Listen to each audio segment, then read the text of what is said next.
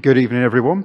Welcome to tonight's event. My name is Gavin Merrifield, and I am the General Secretary of Christians in Science, which is the organisation that is hosting tonight's event. If you want to know a little bit more about us, there's some information and resources at the back, or you can go onto our website at www.cis.org.uk. So just also extend my welcome to those who are watching online as well. So this is an event where there's only a few of us in person, but there are quite a few more online, so it's good to have you with us as well. To stay up to date on all of our upcoming events, check out our website or our social media. We'll be taking a pause on our kind of online events until the autumn after tonight, but there's a conference coming up on Saturday down in Aylesbury, but you can also join that online. And then there'll be our 80th anniversary conference, which will be in Birmingham at the end of October, the dates of which have just fallen out of my head. But it's the last Friday and the last Saturday in October. And we're going to be taking a chance to look back at our own history and be thankful for it and celebrate it, but also to look ahead into how science and Christianity may develop together going forwards into the future, hopefully to the next 80 years as well. So tonight we are very honoured to be joined by Dr. Janel Curry from the American Scientific Affiliation, who are our counterparts over in the United States. So we just get to know Janel a little bit before we get started with her main talk. So could you tell us a little bit about yourself and about the ASA? So I am a geographer by training and was an academic. So I taught at several colleges, including Calvin University. And then I moved, as some people would say, to the dark side into academic administration and was a provost at a couple different colleges before I moved into this position as president of the ASA. And so as a geographer, I've done research. You'll hear a lot about the research I've done tonight. So the ASA is the counterpart to the Christians in Science. And that's interesting that you're having your 80th anniversary. We were founded in 1941, so very close to the same time. And so since that time, the ASA has had annual meetings. I think we've only missed annual meetings during COVID. A journal. We now have an online journal, and there are people from this part of the world that write for our online journal, so I encourage people to check it out, as well as our peer-reviewed journal. So a lot of similarities between the two organizations. We have around 1,100 members and 4,000 followers. So the world has changed in terms of what it means to engage with science and faith. So that gives you a little bit. I brought some cards about our annual meeting in Washington, D.C. at the end of July. Francis Collins is speaking, and you can now buy a virtual pass so you can hear all the plenaries and have Zoom discussion afterwards if you're interested in that conference. Thank you. So what is happening in the world of science and Christianity over in America at the moment? And how does the ASA fit into that? Yeah, I would say the big challenge right now is sort of the polarization in the church and society in the United States and Canada. And so many of our members, I would say, were pretty beat up during COVID, often within their congregations. So there's some recovery going on with that. One of the things the ASA is doing some training around skills for difficult dialogues and difficult conversations, and trying to help them on that side. On the other side, the statistics show that a lot of young people leave the church because of this conflict over science. And so the ASA is having to engage in that and think about new ways to engage young people, because, you know, once they find a situation where they don't have to see the two in conflict, it's a great relief, but it's finding those venues where those people are there. So we're spending more time with Christian study centers on secular universities as one way, and intervarsity as one way to link to those ministries, so that then they see ASA as a pathway for people for their careers after they leave graduate school. So, help. Yeah. I think polarization and engaging young people are priorities for CIS as well. Yes. And in this country, we're seeing more and more of that polarization happening, not just in politics, but in wider viewpoints in society as well. So apart from those challenges, what do you see coming up on the horizon in terms of science and faith, in terms of new developments in science? I think right now AI, of course, is the big issue and a lot of interest in the church. So in terms of ASA, we're doing more work around AI and the technical fields, so drawing in more people from that. We're building entrepreneurship. So we have a new affiliate around entrepreneurship, because there are a lot of young people that will not be in higher ed. Instead, they'll be starting companies or work for startups. So trying to speak into that as people of faith as too. So those are probably two of the bigger trends right now. Yeah, I think similar for CIS, we're recognizing as well that scientist extends a lot further than academic scientists into social sciences, but also out into industry and people who haven't had a higher education in that sense as well, and are much more practical. Right. I would say right now our board at ASA is the most diverse in terms of those different groups. There's only one member from a Christian college, and then somebody from the pharmaceutical industry, professional society. So it's just very much broader. And so that will be the challenge too, is then how do you reach out to those constituencies? How do they find you? Because once they find you, you know, it's life-changing. And when they come to meetings, they're just thrilled to be able to talk out of both parts of themselves, right? So.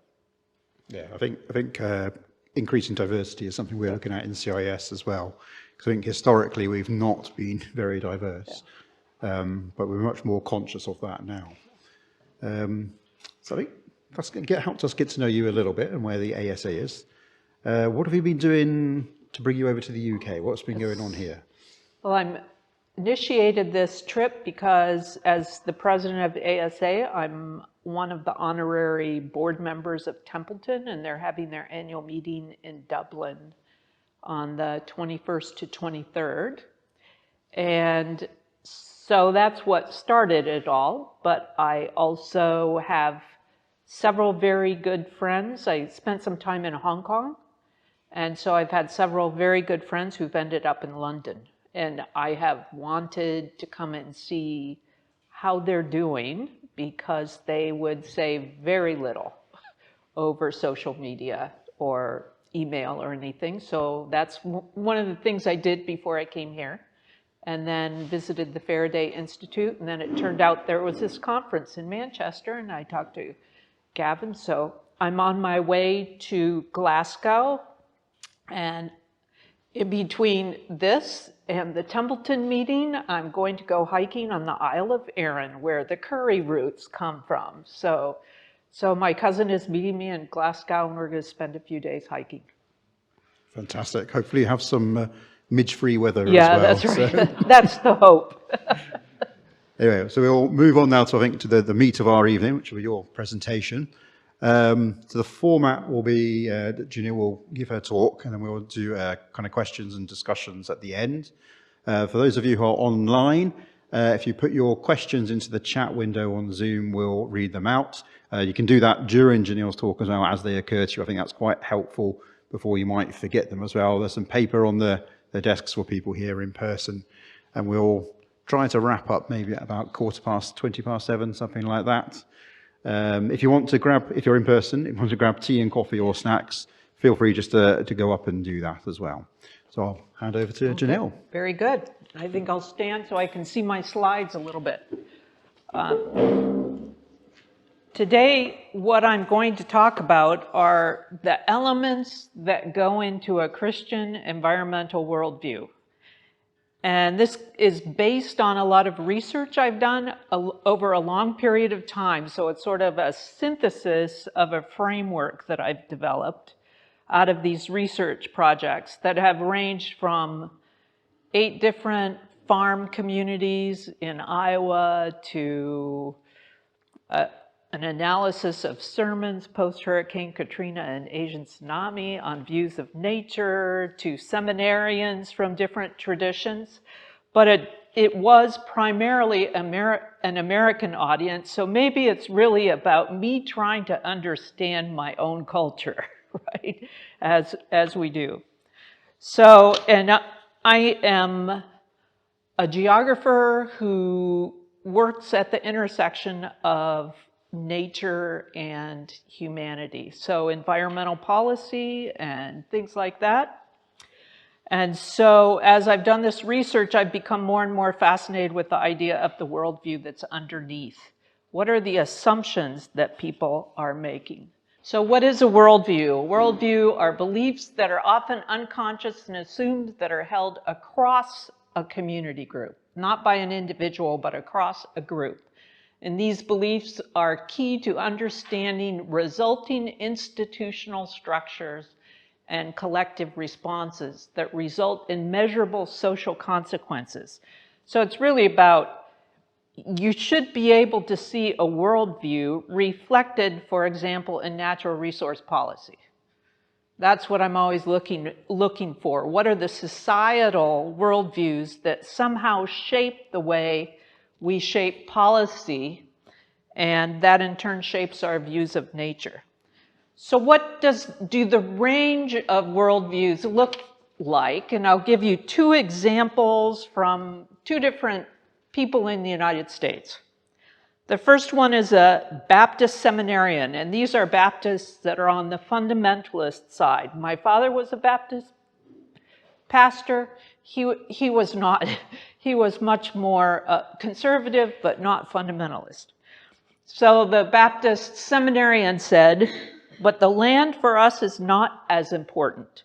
We are just so far away from the concept, living where our grandparents have lived, and I think it has lost its importance, and it's right for it to be that way." So that's one perspective. Then a quote from a farmer from the Community of Christ, or the Reorganized Church of the Latter-day Saints. "Even though we have ownership of land, in the end it's God's. It bothers me sometimes to have all these lines of things put in the earth. You have water lines, you have electricity lines. I don't like them all above you either, but in Des Moines, it's just paved over with concrete and it will never see the light of day. I groan. I feel the earth groan. I groan with it for being covered so, and you know that it will never be free again." I mean, so how do you make sense of this enormous range of environmental views within the Christian community? One that's grieving for the earth, and the other one that said, no, it's not that important anymore, and that's the right way we should be. So what I'll do is I'll try to give some framework for understanding why people fall in certain ways. And I'll look at a group of factors, but just like if you've read Jared Diamond's book, Collapse, there's a lot of factors, but I will say that there is no one causal factor. It's a mixture of different elements. Now, why is it important to think about these things? Well, we often have discussions with people, and we're talking about positions people take on a topic, whether it's climate change or anything else. And I would argue what you're seeing is the top of the iceberg, And often you don't get underneath into the interests that people are expressing. What are their values? What are their assumptions that underlie these? So my hope is to give you some tools to be able to explore those assumptions underneath. So I'll start with 3 different topics when it comes to environment, the approaches to the environment. And the first one is eschatology, or beliefs about the future. Where is history going? The second one is integration. How do different religious traditions put together God, nature, and humanity? How do they integrate those in their worldview? And then the third one is responsibility. Within traditions, who or what is responsible for social change? So you can see it as a 3-point sermon along the way. And so we'll start with eschatology, views of the future. And this is actually one of the strongest factors towards attitudes towards the environment. And Christian eschatologies, you're probably all familiar with, are grounded in a common theological commitment in the authority of Scripture, God's creation, the universe, humans and nature fell from perfection, and that the restoration and redemption of humankind comes with the death and resurrection of Jesus Christ, and that it's God's plan for Christ to return, and that all things will be redeemed. So in the Calvinist circles that I was within for a long time, they would say creation, fall, redemption, consummation. My children learned that well in their Calvinist high school.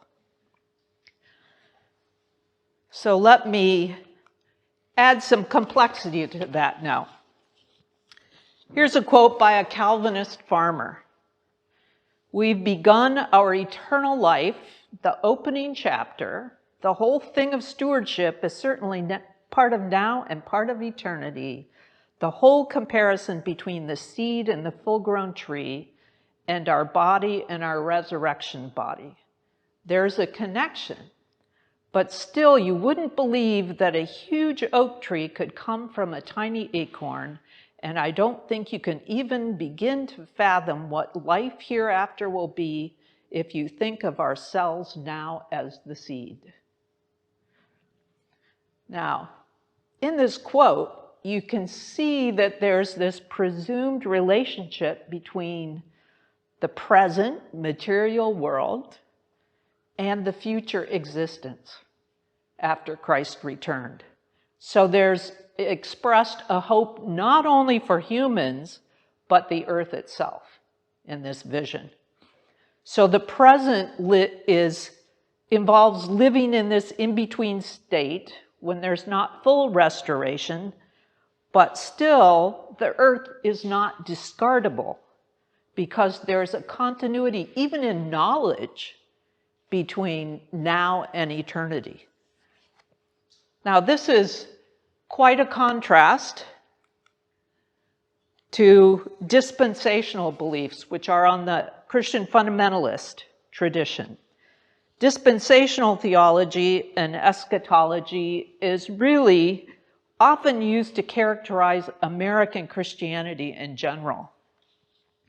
And in fact, eschatology is most closely associated with negative attitudes towards the environment.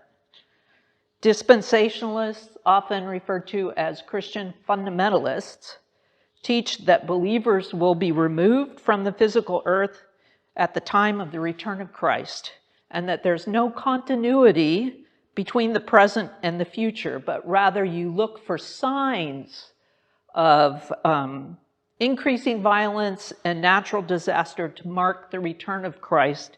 And so really the physical earth is a backdrop to God's activity rather than of central concern.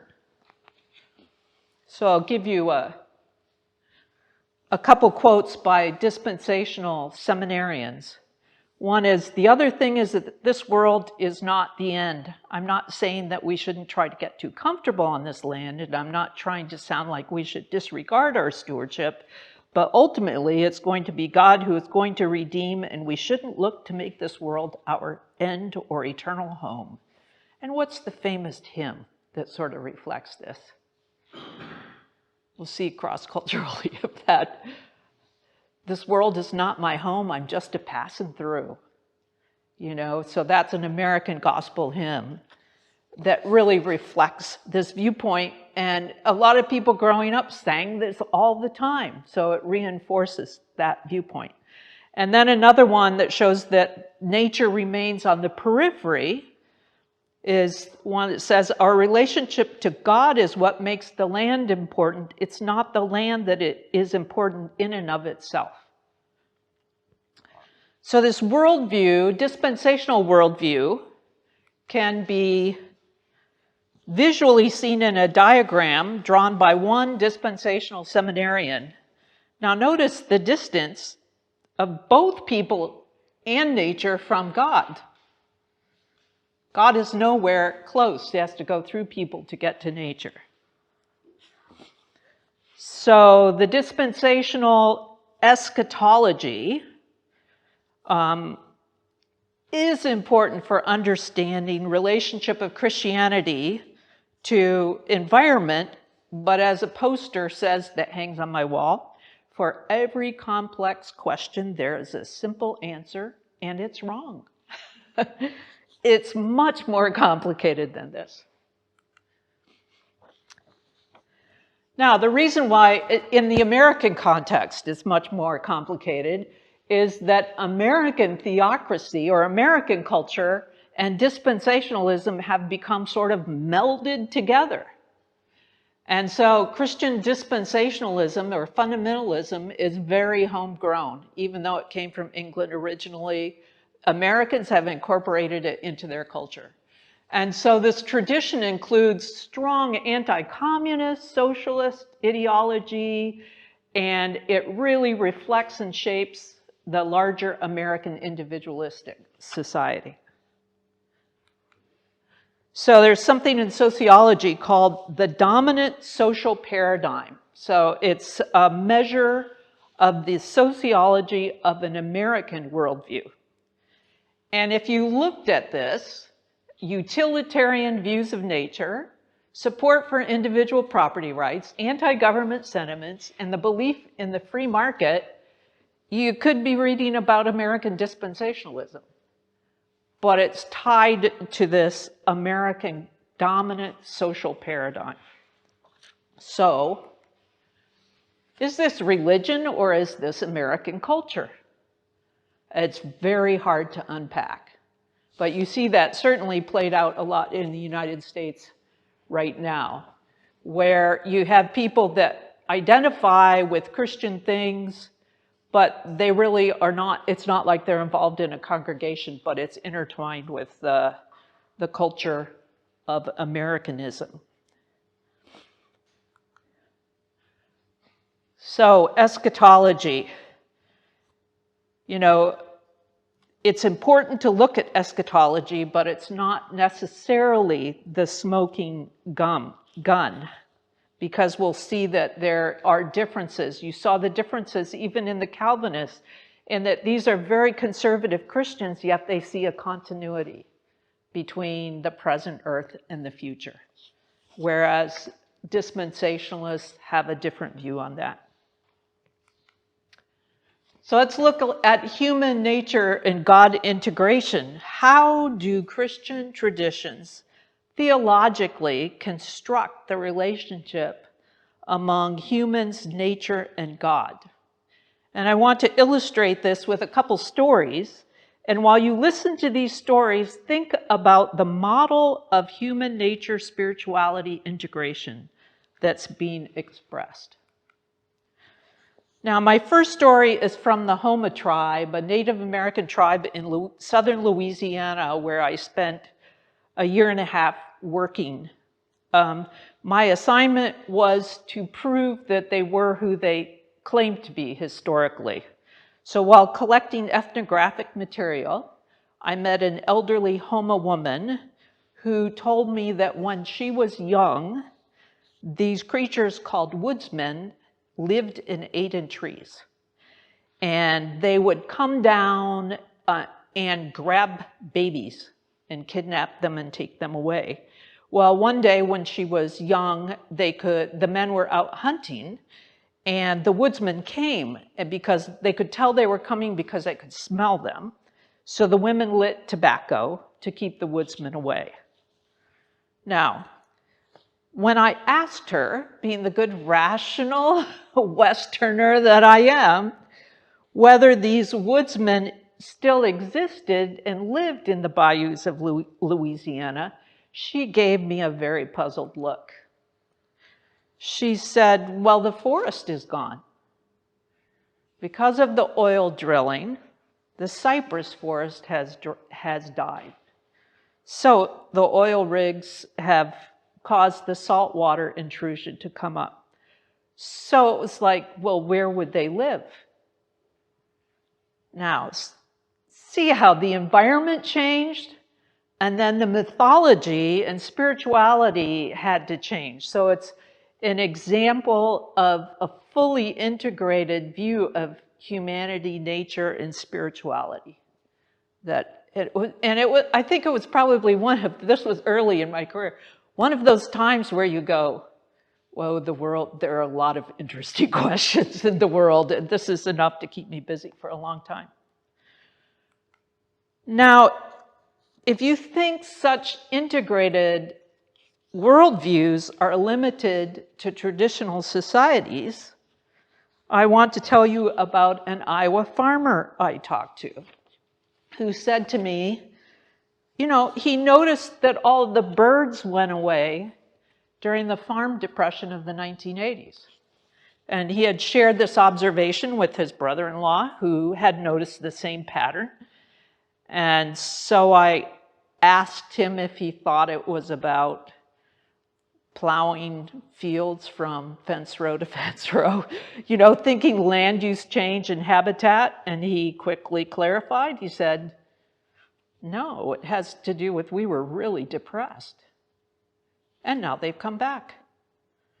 So the groaning of humanity had somehow affected the earth. So both these stories illustrate worldviews that have high levels of integration where the realities of God, nature, and humanity are closely intertwined. And I want to look at some visual representations of this. Now, remember that fundamentalist diagram. This is a Reformed Calvinist seminary student. And it's an example of a highly integrated worldview. God is seen as sustaining, you know, at the center. You can almost see God's sustaining power coming out, and people and nature are together. And I would argue that if you have a worldview like this, it's much easier to talk about environmental policy because you're thinking of all these elements together. Again, we'll do a contrast. Here are a whole group of Baptist seminarian drawings, and they're just very consistent. One of the things you can see in here is a kind of nature-culture dualism, which is very Western, and always the triangle, right? I should have had you all do these before we started, and I've done that in the past before. But they're very consistent. And this is probably the most extreme, but this is generally the way it goes. God is up here, then there are people, and then there are nature down here. And you can see why God has very little interest in nature itself. And again, some more seminarians who are Reformed. Again, God at the center rather than apart from it, at the center with life emanating out. There was one other one that I won't show you, but it was almost like the stream of life going through nature, but a very different imagination is expressed in these drawings. Now, some aspects of the Catholic tradition also tends to have this very integrated view of God, nature, and society. So you can see that in the National Catholic Rural Life Conference, which brings together a spiritual tradition that brings together the church, care of community, not individuals. Note that's quite a difference. It's about the community and care of creation. So they approach problems in life as a whole with spirituality, community, ecology, and economy. So the intractability of the problem of environmental sustainability or climate change are multifaceted and complex problems. How do you deal with global justice while reducing greenhouse gases? How do you deal with transportation systems based on highways and low-density settlement? And any solution to these problems requires a highly integrated way of looking at life.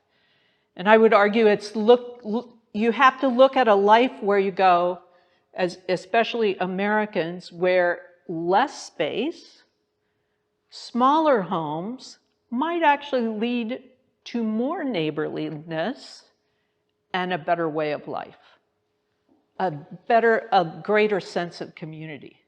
So these things are intertwined once altogether. And if you have an integrated view, well-integrated view, then you think about these choices as part of a kind of spiritual discernment and decision-making. Responsibility. This is the third factor I want to talk about. So we've looked at eschatology, or views of the future, and we've looked at integration. How do traditions theologically construct the relationship amongst God, humans, and nature? And then the third factor I want to talk about is responsibility. Who or what is responsible for social change? And how is social change supposed to be accomplished? So when you think of climate change or any kind of environmental problem, you have to grapple with the route to, or the policies that constrain and restrain certain behaviors. So how do different traditions think about these things? And probably the greatest contrast is it through individual transformation, or is it through societal and structural change? Is sin embedded in individual people, or can sin also be embedded in institutional structures? And those are sort of the contrasts. And I want to draw on my research on natural hazards to illustrate this. Geographers distinguish between natural events and natural hazards. Natural events are just things that happen. Natural hazards are created when humans make choices that put them at risk when a natural event takes place. So I think recently I just saw the east coast of the UK is having problems with climate change and rising sea levels and houses dropping off into the water. Well, you can think of Florida. We choose to zone for housing along the ocean. And then, of course, as the oceans rise, then you have problems. So that's a human choice to live within that way. So what I did is I looked at sermons from Baptists, Reformed, Methodists, and Catholics post-Hurricane Katrina and Asian tsunami that I could find online to look at their explanation of the disaster and the solution. How did they think about these disasters? Are individuals blamed, or is there an understanding of structures? So in general, I'd say that Reformed sermons showed at least a minimal understanding of how institutions and policies may impact the events. Catholics were very strongly tied to understanding. They would mention global warming, human culpability, injustice. The Methodists clearly connected these events to the impact on those who were in poverty and people's ability to evacuate. But the Baptists focused on individuals and verged on blaming the victims for not heeding the warning. So it was a very individualized view of it, and I'll unpack that a little bit. In general, those Christian traditions that are more individualistic in their conception of society, who see society as individuals, are more strongly connected to those American cultural values.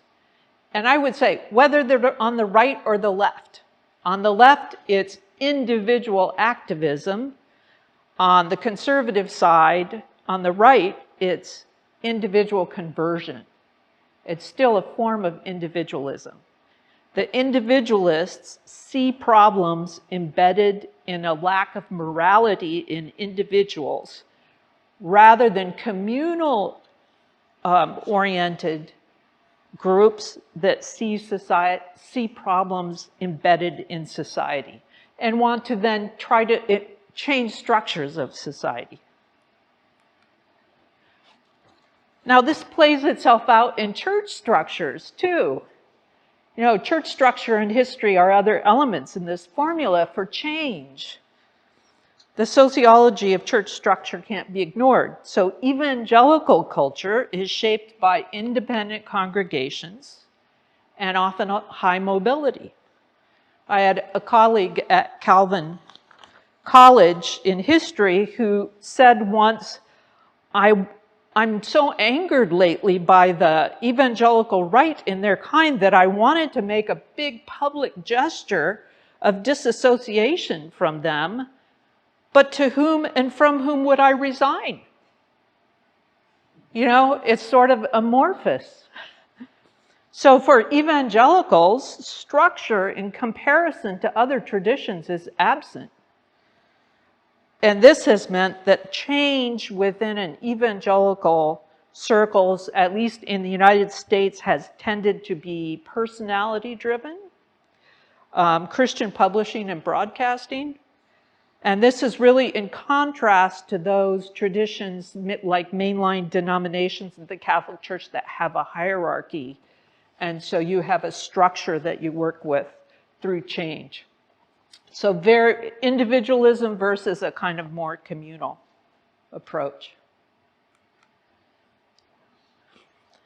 So I want to suggest some other worldview structures that sort of underlie these findings. And this is, I've begun to think about horizontal and vertical emphases.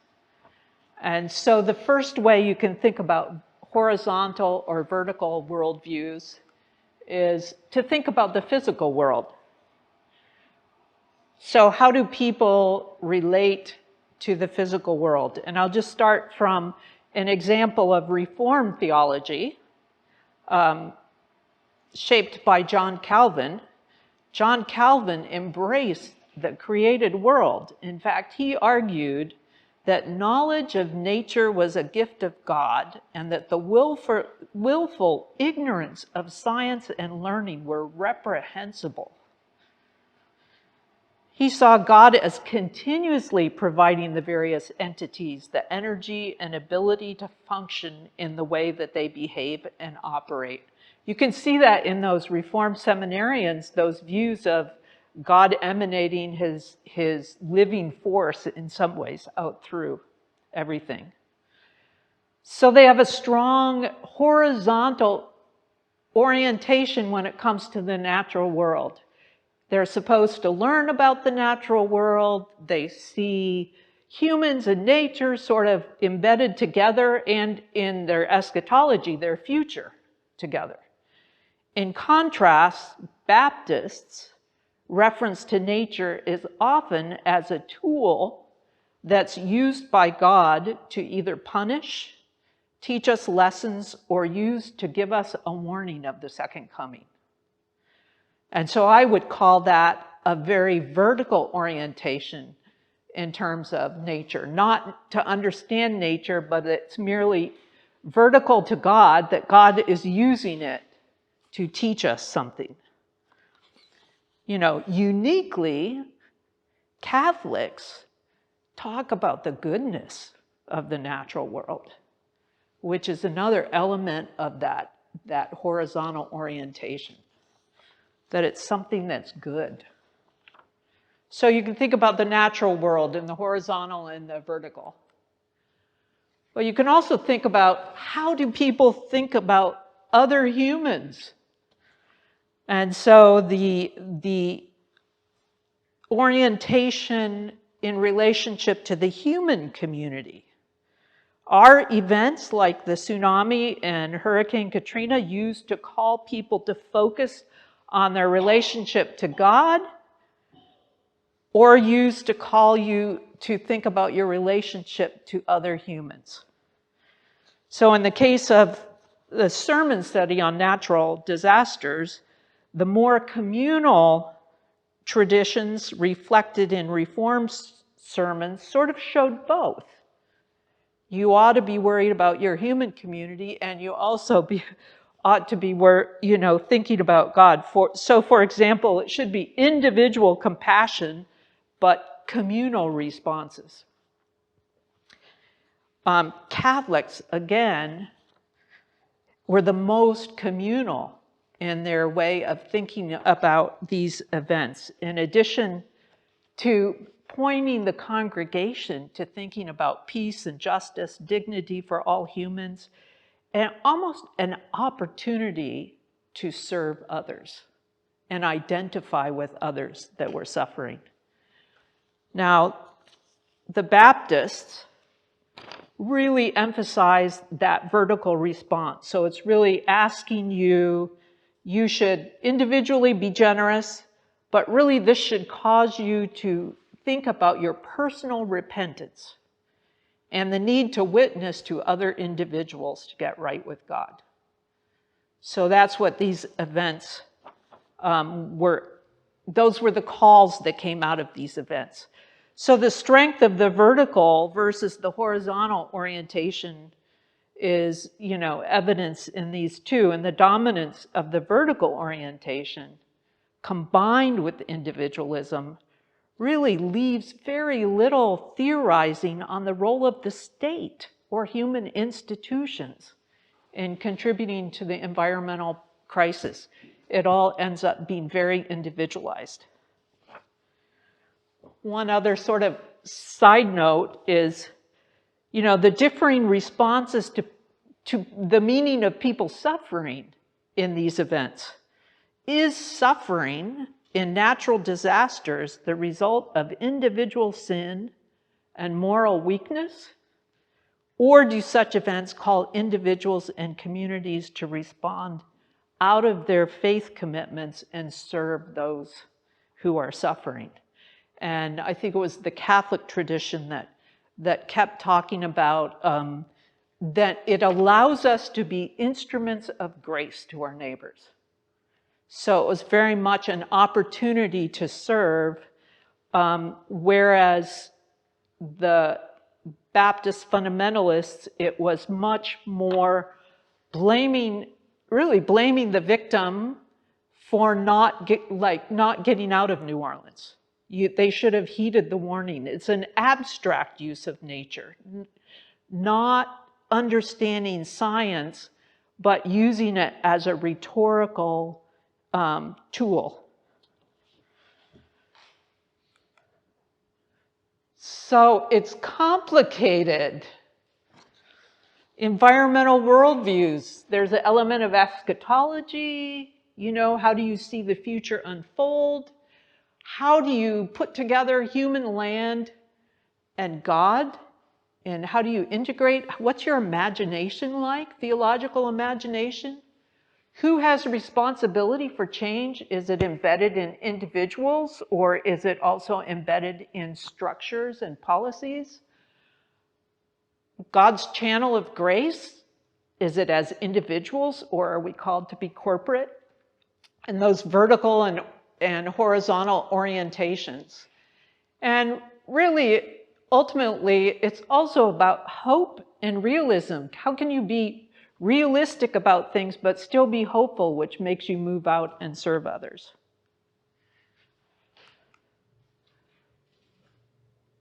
Well, these are the things that I've explored in order to get you to think about what are those values, what are those structures, worldview pieces that underlie, and I hope underlie people's viewpoints.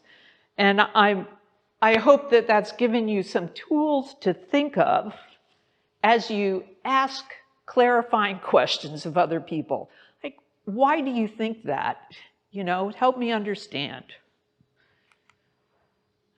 And just a few suggestions to be effective in engaging the Christian community around care of creation. Understand the range of assumptions that different groups bring. What tradition do they come from and how that might shape them? Discern the difference between religious beliefs and dominant cultural beliefs. Listen and ask clarifying questions to explore what is beneath the surface. Find arguments that resonate with their various tradition, find a way in, and build a diversity of on-the-ground strategies to match the range of church structures and cultures. Probably my favorite is, you know, go outside and walk a watershed and just look at it together. Because everybody wants healthy environment to live in. And sometimes you can get beyond the political issues by doing that. And my final suggestion is to really focus on images of ourselves and others living within God's good earth.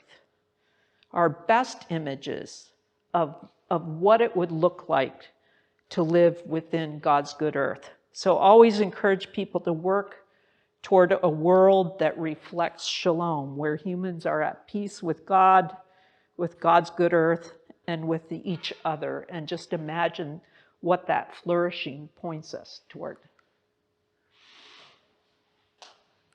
And that's it. Thank you.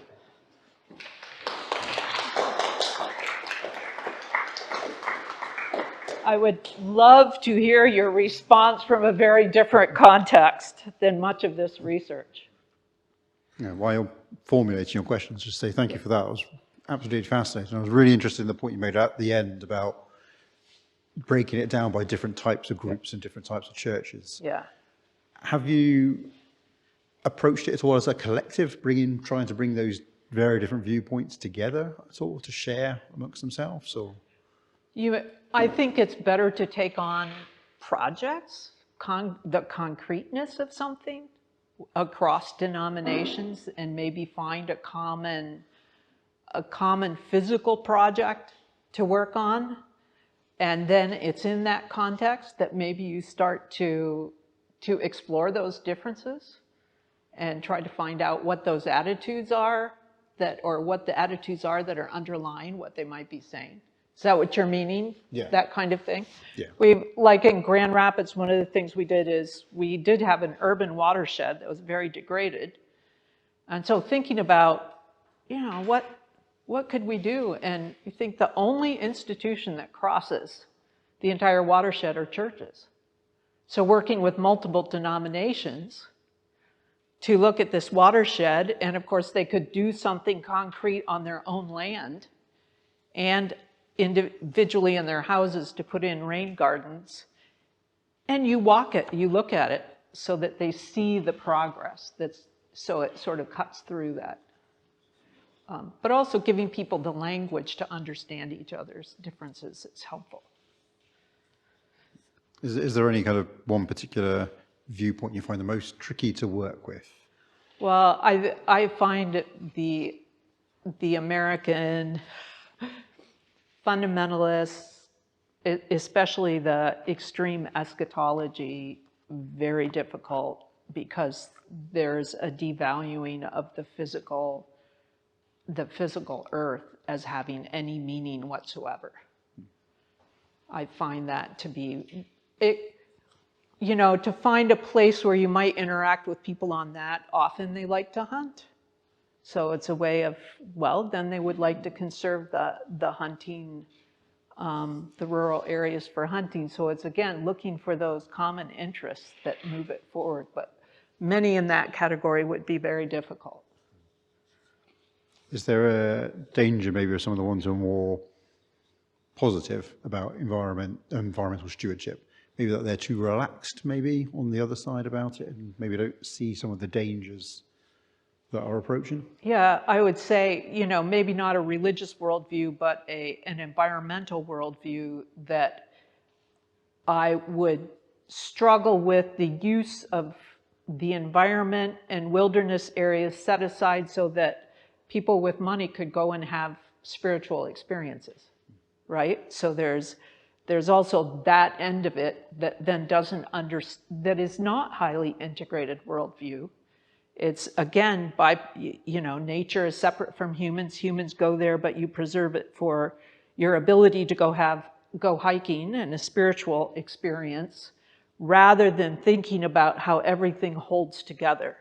And in the history of US environmentalism, there was a moment in which it was going to be focused around quality of life for urban residents as well as, and it got taken over by that kind of extreme, which was, so on that side, that's, I think, the risk. Yeah. Becomes elitist. To find a final question for you, I'm hogging the mic, but do you know if that kind of range of viewpoints is throughout US culture in general, away from religious settings?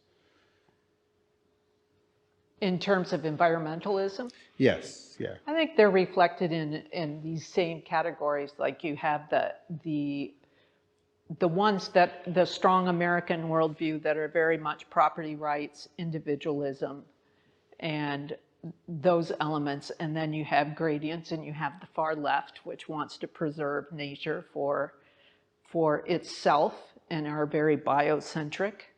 And then you have people in the middle that are more pragmatic, I think. So it's not so different than these other ones. You would get this full range. Yeah, kind of one's reflected back and forth between the two, really. Yeah. Yeah. Okay, does anyone else have any questions or comments? Anything online, Matt? Or, I'll go to the online question first.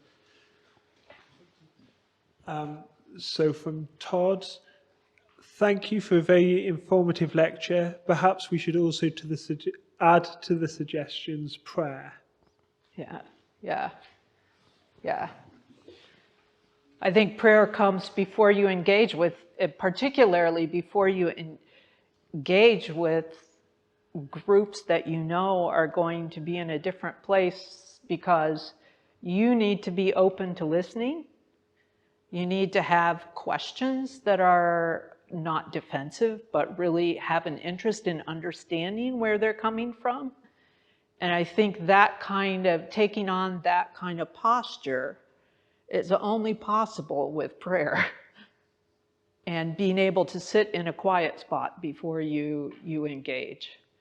And walking a watershed is like having a meal with somebody. You are sharing food and fellowship, and that creates an opportunity for more common life together and prayer together. Okay, we'll go to David. Thank you very much, Janel. Very stimulating talk. So I've got a few comments, if that's what you were inviting. Yeah. Your analysis of the different sort of theological positions in America struck me as true from my limited travels in America and my reading of different sort of schools of thought. But the denominational labels do not map onto the Yeah. UK Yeah. labels. To take a particular example, Baptists. Yeah. In the UK, there are two main groups of Baptists. There is the Baptist Union, which is a union of individual churches, Yeah.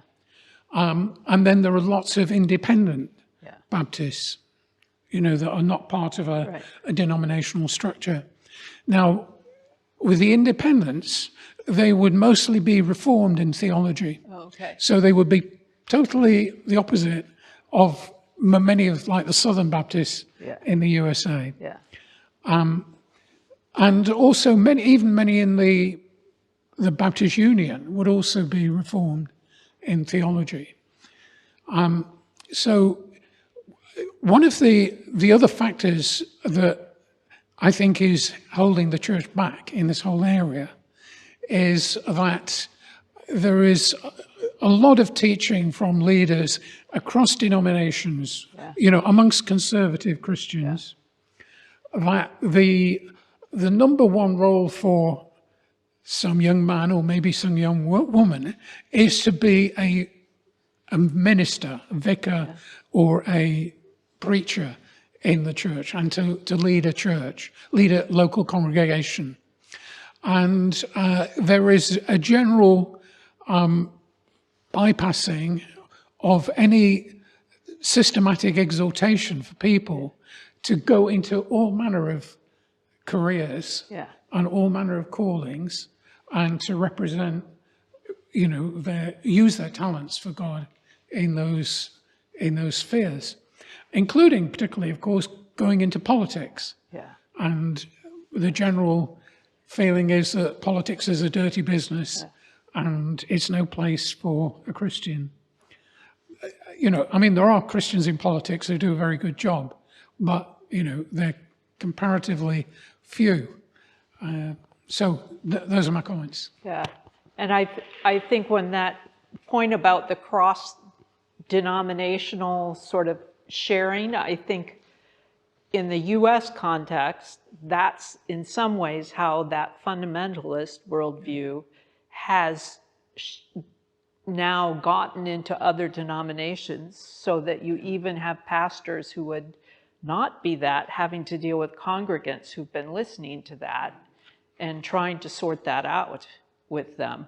So that's where it becomes almost an American worldview. It says, my father was a Baptist minister and he was not a fundamentalist. So even in the US, we have the range, but it's again sort of that one dominant view that has become melded with American culture.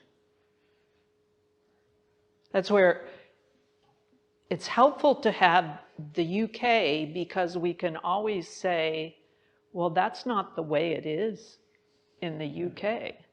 In terms of Baptists or these divisions, sometimes you can say in the rest of the world within the Christian faith, this is not an issue. Other questions? Peter? So, that was really fascinating. And you sort of drew out these different worldviews within different Christian denominations. And I think you also implied that the way theological education was done can tend to reinforce those worldviews. Yeah. And I was wondering, how flexibly, do you find people changing their worldviews, or at least being willing to accept that other people have worldviews? Or in some cases, it's so ingrained that people simply do not see that there's another way of thinking? I think it would depend on where you were. So I would say, if you're one of the challenges of Reformed communities, for example, is in the United States, it's also associated with an ethnic group. So it's very insular. So that it depends on which group and whether it aligns with ethnicity as well. And so it becomes tribal, or whether it is one that is a little bit more open and has people coming and going, maybe from a congregation. So, you know, this is part of why when I came back to Grand Rapids, which is very Dutch, and I had been at Calvin, I'm now at a Lutheran church because I'm not Dutch American. And so to be in an environment that had a little bit more people coming and going and more ideas rather than being within that tribe. So within the US context, it's often the cultural alignment with it that makes it most difficult. Thank you. A slightly related question. From your research point of view, given that a worldview kind of assumes that it is the way of looking at things, how do you manage to draw out of people what they do believe when there's a tendency to just think, well, obviously that's it? Yeah. I think, that's a great question. I think when I was working on the research that involved the diagrams, I thought that was a friend suggested it. And that just drew out. Could you repeat the question? Yeah. It was how do you get people to express their worldviews, right? So that you know what they're thinking underneath. Well, a colleague of mine suggested the diagrams, and that was brilliant.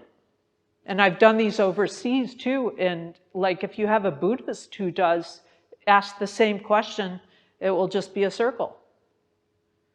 You know, so cross-culturally, it's trying to get at that imagination. In a lot of the cases, I had stories I read that they listened to, and then I recorded the discussion. And so then compared the discussions and what themes they pulled out, and then followed up with interviews. But it was starting with stories that had certain themes in them that were all real life stories. And then started from there, which really came from the idea arose out of liberation theology, where they would read a text and then just have the community discuss the text. And the question is, what does this say to you about your life? Or what do you hear here? So it's like, so that's how, and surveys. So using the dominant, you know, social paradigm, there are certain questions that you can pull out of the literature. And so I would also do a survey to see where they fell on that paradigm. So multifaceted.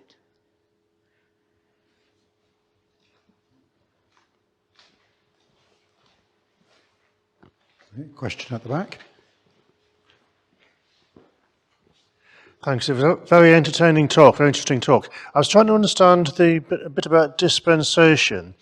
I'm going to oversimplify, I think, a bit, but I was wondering if the dispensational view, which is that God is concerned with man and man with nature, does that mean that actually people see nature as kind of unimportant and that they might sort of not worry about climate change because God's going to remake the world as he wants it in the future? Is that the sort of thing that is likely to happen? Yes, and I would say that they're going to go to heaven, so the earth doesn't matter. Yeah. I see it as more of a stage on which God is doing the play is being acted out, but it has no eternal significance. Yeah. Thank you. I thought I understood that. Thanks. Thank you for your talk. I lived in America for quite a long time.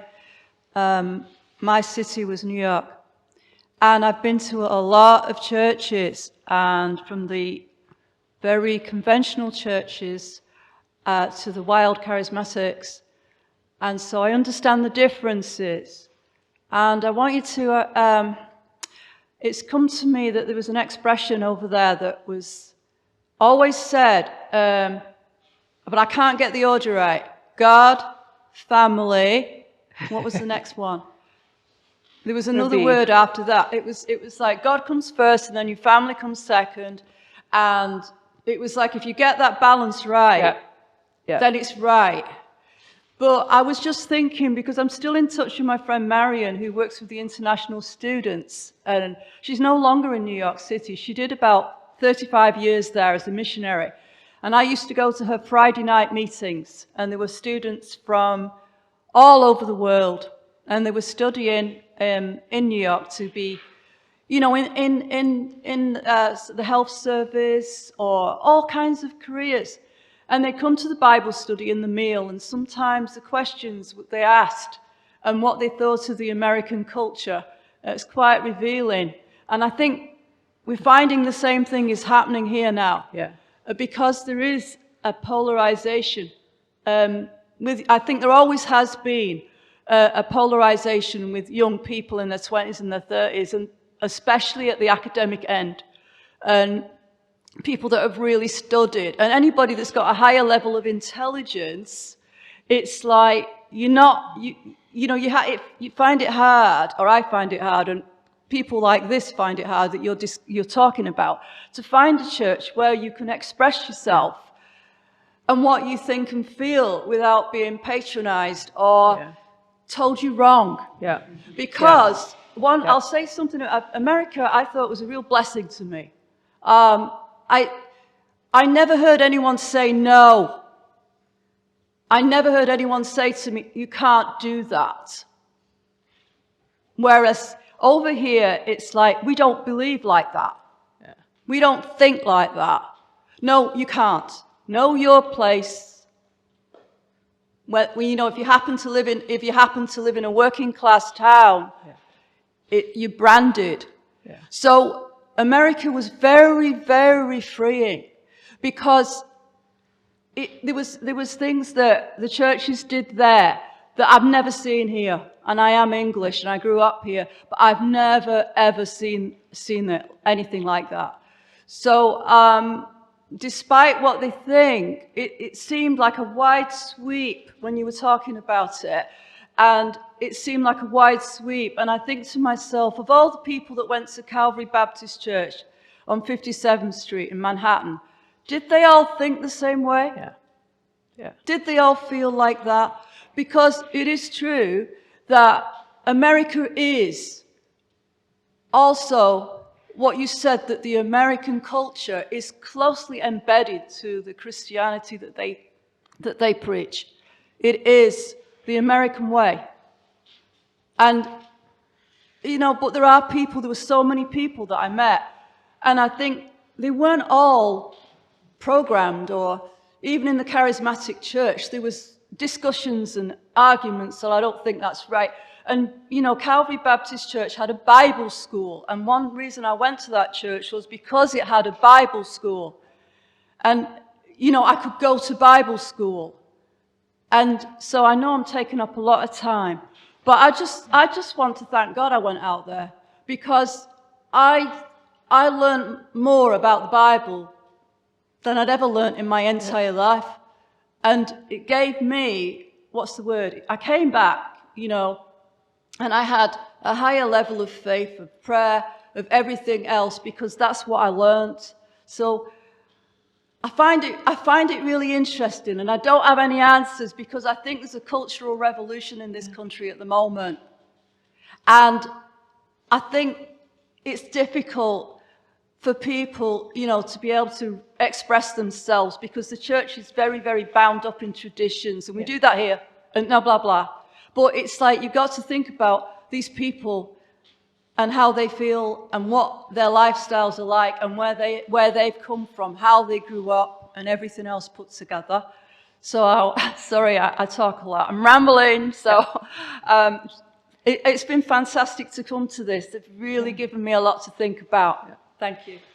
Well, and I think what you point out is there's always a great deal of complexity, so that when you try to generalize, I usually always say this does not mean that any one person that's within a certain tradition is going to say these things.